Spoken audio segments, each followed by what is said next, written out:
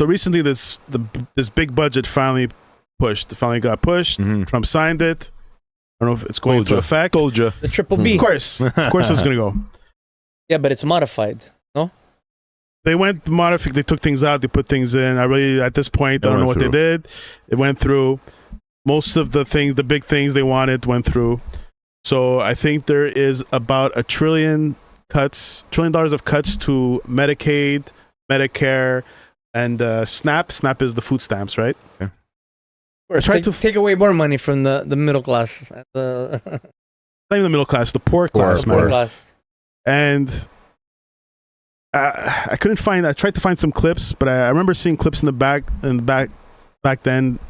a while back, how people would talk about people that use these things. Oh, they're using the system. They're fraud. They don't want to look for jobs. And why do we have to support these guys? These guys are abusing the system. One thing they're doing is like Medicare. If you're not working, you're not allowed going to Medicare. So how's a person who's disabled? How's he going to work and get Medicare? Like these guys are. Like if you're not working, you shouldn't get Medicare. But if you're sick and have cancer, you can't work. You can't get Medicare. You can't get help. Like the logic of these maybe things. there's exceptions. Fucked up. No, they're doing that. They're saying that because there's a lot of people, immigrants, that are using the Medicare and stuff like that. But no, you can't use Medicare if you don't buy into the system. But maybe there's a clause saying if you're not working, you shouldn't get Medicare. But if you have a reason for not working because you're medically unable, or then why did all those people I showed you? Why all those people that were disabled that I showed you last time that got arrested and taken out? Why are they protesting? For those reasons. They're going to lose their Medicaid. The reality is that they look at people that are... Hey, everybody. Thanks for sticking around. If you're loving this content, hit the like button and subscribe and join to our awesome community. Ring that notification bell so you'll never miss a beat. Together, we're building something so special. Let's grow this channel and let's have some fun along the way. For some more content, check out these other fantastic channels. You got Checkin Habs, one-stop shop for all those things. Habs, sports, we got so much information on sports, guys. Come on. Hello. Checking accounts. Dive into the world of finance and economics, baby. Let's go. Big money. So that's it, fam. Come and check us out. They're disadvantaged as moochers. That's how they look at it. They're moochers of the system. They're not helping the system. They're taking from the system. But for some reason, Trump has a soft spot for millionaires that fraud the American government. All right? And those are not moochers. For these guys, they're victims, and he pardons them. I want to give you 4, just since he's been in power, 4 people he pardoned that defrauded the system, okay? So Trevor Milton is one of them. Donald Trump was asked, why did you pardon Trevor Milton? Now, Trevor Milton is the founder of Nikola, convicted by a New York jury in 2022 for misleading investors about the electric vehicle maker's technology. He was pardoned last Friday by Trump. Milton said he spoke to Trump over the phone and that he has been pardoned. Trump asked, why'd you pardon the guy? Trump doesn't know. I don't know. What's your reason for pardoning Trevor Milton? Highly recommended by many people that would... What people? Yeah. The people at Mar-a-Lago? Like his inner circle of billionaires? Was taken advantage of. He did a business deal like in Utah, as I have it.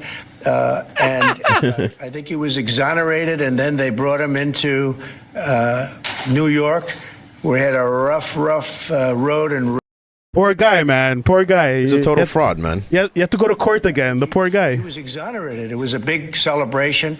Again, I don't know him, but I was. They say it was very unfair, and they say the thing that he did wrong was he was one of the first people that supported a gentleman named Donald Trump for president.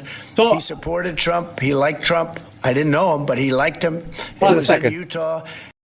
So basically saying, I was told it's unfair. So because it's unfair, let me exonerate him. That's basically his answer. Basically, what happened, his billionaire friends told him, oh. But forget his billionaire. A billionaire like us, you got treated unfair, bro. Hold on, you got to help him. Plus, he likes you. Plus, he likes you. He'll tell people he likes you. He made those billionaires their cash. Yeah. The others lost, like including myself, because I lost money on Nick. Oh, did you? You know about Nikola? You know? Yeah, I lost over 12 grand on Nikola. Oh my god. What was their thing? Was electric cars or It was batteries? electric cars. That was like my hardest defeat in the stock market. It's funny because Nikola Tesla, so he was going with just the Nikola, and then interesting. It's a tough loss for sure. So here's another. This is like, I don't know these people, but it's like a reality couple. They have a reality show. Basically, they defrauded the system. Welcome back. We have new details this noon after reality TV stars Todd and Julie Chrisley were sentenced to years in federal prison for bank fraud and tax evasion. Prosecutors say they used greed and deception to cheat banks, securing more than $36 million in fraudulent loans. But the Chrisleys never admitted guilt and say they are still seeking a new trial. Okay. So Trump feels bad for these guys, so he pardons them. That's a terrible thing. It's a terrible thing, but it's a great. It's a terrible thing. People that frauded the government, $36 million, or the banks, $36 million. It's a terrible thing. Thing because your parents are going to be free and clean, and I hope we can do it by tomorrow. Is that okay? We'll try getting it done tomorrow. So wonderful. Give them, I don't know them, but give them my regards and wish them, wish. Basically, what he just did, he called the kids of that couple and told them, I pardoned them, don't worry, they're coming home.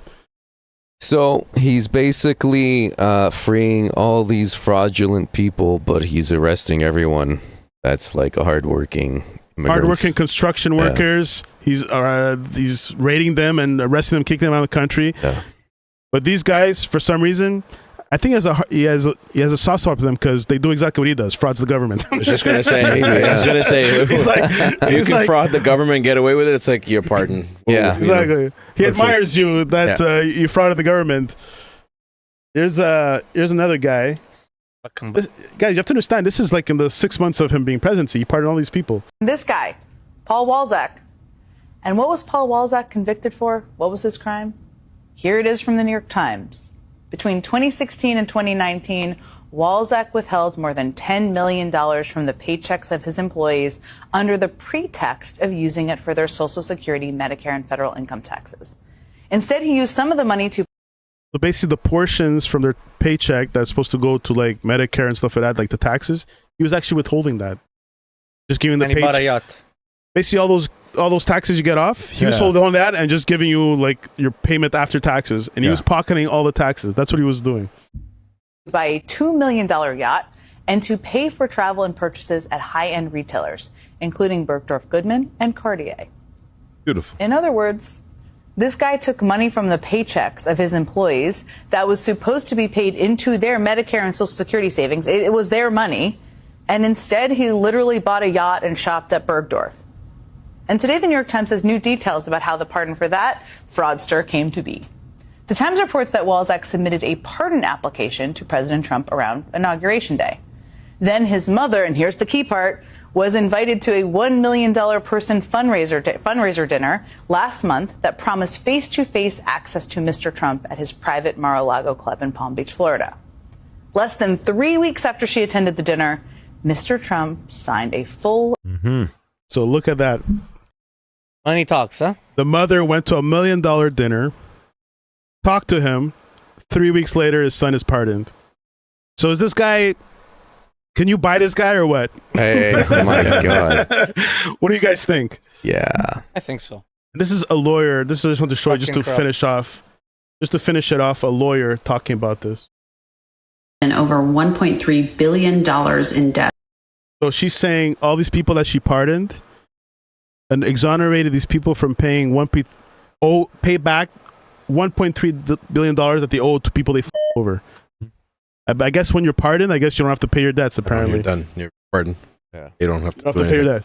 So people lost $1.3 million because of these people. Billion, yes. That's owed to victims of white-collar crime using his pardon power. I'm Liz Oyer, the former pardon attorney for the Department of Justice. Donald Trump has been granting pardons to people who have defrauded and cheated others to get rich. The pardons have the effect of wiping out the legal obligation to repay the debt. Many of these people owe millions of dollars to their victims. They include Trevor Milton, who stole over $600 million from investors in his business. The Chrisleys, who owe over $22 million to banks that they defrauded. Michelle Fiore, who stole money from a police memorial fund and used it for plastic surgery. and Paul Walzak, who skimmed money off the top of his employees' paychecks and used it to buy a multi-million-dollar yacht. I'm keeping tabs on all of these. These are all the people he pardoned. So much for draining the swamp. No, wait, are these the people that got screwed? No, these are the That's Paul Walzak. canceled. Debt canceled by pardon. These are all people that he pardoned and their debts and the deaths. Nice. Full list is posted on my Substack. You can find it at lawyeroyer.com. Some of you have asked if this is unusual. Yes, it is unprecedented in our history. Unprecedented. Unprecedented. She is the pardon lawyer. She worked for the Former pardon lawyer. The Justice of the Department of Justice, and she's saying she's never seen anything like this. These It's like people- what example are you trying to set, right? what bothers me the most is, yes, he's doing this, but the people that he's saying are defrauding the system are just these poor people. They're not even defrauding the system. They're trying to get by with this help from the system in the sense of Medicare and food No, but I'm stamps and getting stuff like that. like I get his comment. Like you throw in a program, and if it's done properly, but then you have people who abuse it. You're complaining about people who are abusing it, so they shouldn't. They should get it, but yet people who are abusing on the high end, and these people, it's not okay. So you're being a hypocrite. Guaranteed, man. Complete hypocrite. So you can see how Trump looks at high-end people differently than low-end people. High-end people are victims by using the system, and low-end people are just they're leeches of the system. They're not worthy. So you see this parallel of how he sees the world, and also to point out that he's corrupt, man. You can buy. These billionaires now, by looking at that, they're gonna do all kinds of fraud, and hopefully they get arrested by the time president gets out. Because the low end people, he there's nothing he can benefit from, but the high end people, he has something to gain from them. Of course, Network, man. Not only that, they're gonna say, okay, I'll pardon you, but you gotta buy the Trump coin. You know, it's all stuff like that you have to think about.